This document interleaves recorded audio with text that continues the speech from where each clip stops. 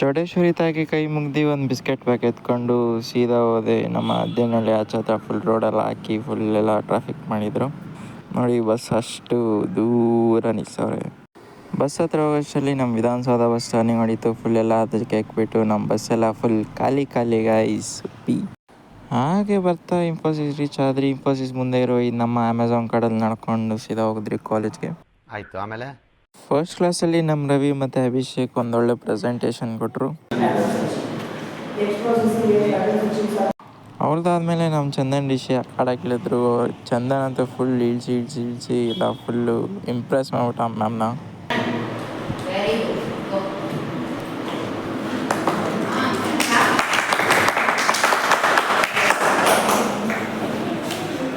ಹಾಗೆ ಕ್ಲಾಸ್ ಮುಗಿಸ್ಕೊಂಡು ಸೀದಾ ಹೋದ್ರಿ ಕ್ಯಾಂಟೀನ್ಗೆ ಲಂಚ್ ಮಾಡೋಕ್ಕೆ. ಫುಲ್ಲು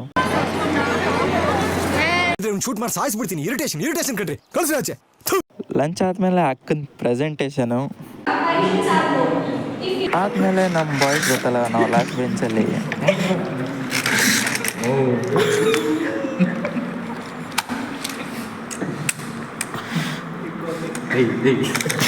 ಎಲ್ಲ ಆದಮೇಲೆ ಲಾಸ್ಟ್ ಇನ್ನೊಂದು ಟೀಮ್ ಪ್ರೆಸೆಂಟೇಷನ್ ಕೊಟ್ಟರು. ಪ್ರೆಸೆಂಟೇಷನ್ ಆದಮೇಲೆ ಸೀದಾ ಅಟೆಂಡೆನ್ಸ್ ಹಾಕ್ಸಿ.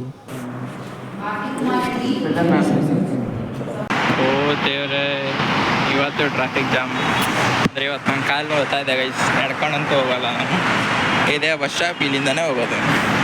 ಈ ಟ್ರಾಫಿಕ್ ತೋರಿಸ್ತಾ ಈ ಬ್ಲಾಗ್ನ ಇಲ್ಲೇ ಎಂಡ್ ಮಾಡ್ತೀನಿ ಗೈಸ್.